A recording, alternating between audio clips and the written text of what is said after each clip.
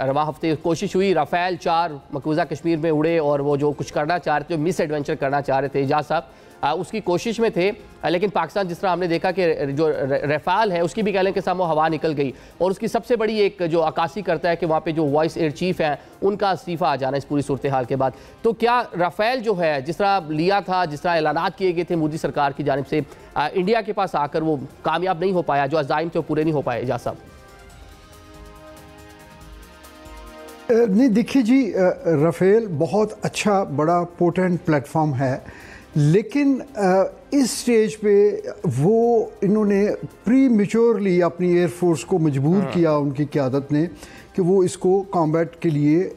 जो है वो ऑपरेशनलाइज करें। जब भी आपको नया लेते हैं उस पर जो है मैन मशीन इंटरफेस और उस पर इतनी ज़्यादा ट्रेनिंग कि आपका जो पायलट्स हैं उनको महारत हो उसकी तमाम तर कैपेबिलिटीज़ को, क्योंकि आजकल के जहाज़ जो हैं ये कोई कन्वेंशनल जहाज़ नहीं है 70s के या 80s के। आजकल के जहाज़ जो हैं वो उनमें बहुत ज़्यादा डिजिटाइजेशन है और उसमें इतनी ज़्यादा मुख्तलिफ़ किस्म के उसमें हाई टेक इक्विपमेंट होते हैं कि सिर्फ बेसिक फाइटर फ्लाइंग ही जो है ना वो काफ़ी नहीं होती, बल्कि उन तमाम गैजेट्स और उन तमाम फैसिलिटीज़ का रियल टाइम कॉम्बैट में इस्तेमाल जो है वो एक बड़ी महारत की जो है का वो मुतकाज़ी होता है। अल्हम्दुलिल्लाह पाकिस्तान के केस में हमने जो नए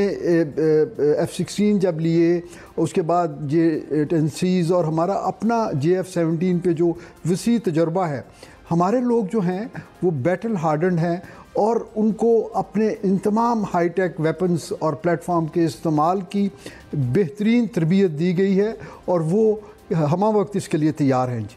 ठीक है, मतलब आप ये कह रहे हैं कि अच्छा जहाज़ है राफेल, दुनिया में कामयाब रहा है, लेकिन इंडिया की उस तरह से प्रोफेशनल जज्बा वो उसकी कमी थी। और साथ में जो सोर्स कोड की बात हो रही है कि फ्रांस की जानिब से वो नहीं दिया गया, बल्कि वो तो मेराज जो 2000 तैयारे हैं उनका भी कुछ 40-42 साल गुजर गए हैं, वो भी नहीं मिल सका। तो ये इसके बगैर उस जहाज़ को ऑपरेट करना कितना मुश्किल होगा इंडिया के लिए, जिस तरह भी आप खुद बात कर रहे हैं कि पाकिस्तान JF-17 खुद बना रहा है, खुद दुनिया को बल्कि दे रहा है, दुनिया को बेच रहा है। JC-10 जो है उसमें पाकिस्तान जो चाइना के साथ मिलकर मावरत कर रहा है, तो उनके पास ये चीज़ों की जो कमी है ये रीजन बनी कि फेल हो गए।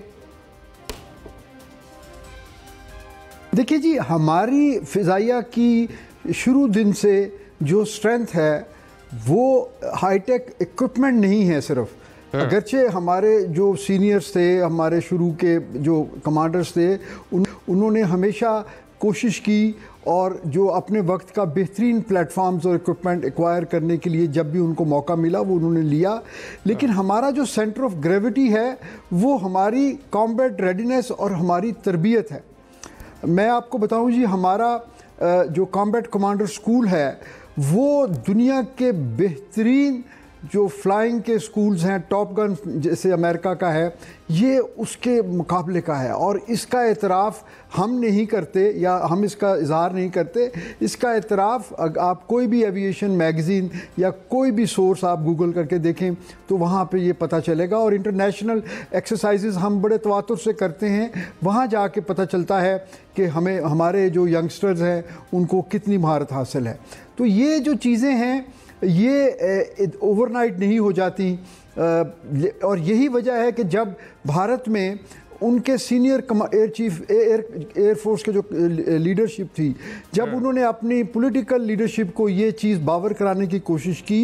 कि उनकी क्या लिमिटेशंस हैं पाक फ़िज़ाइया के साथ एंगेजमेंट के हवाले से, तो बजाय उसके कि उनकी बात सुन के कोई जो है ना वो अपने प्लान रिवाइज़ करते, उन्होंने उनको जो है वो सैक ही कर दिया या उनको उनके ओहदे से हटा के कहीं और जो है साइडलाइन कर दिया। और जी, और इसी तरह जो उनके लैंड फोर्सेस के कमांडर थे उन्होंने भी शायद कोई रियलिस्टिक पिक्चर देने की कोशिश की और उनको भी रिप्लेस कर दिया गया।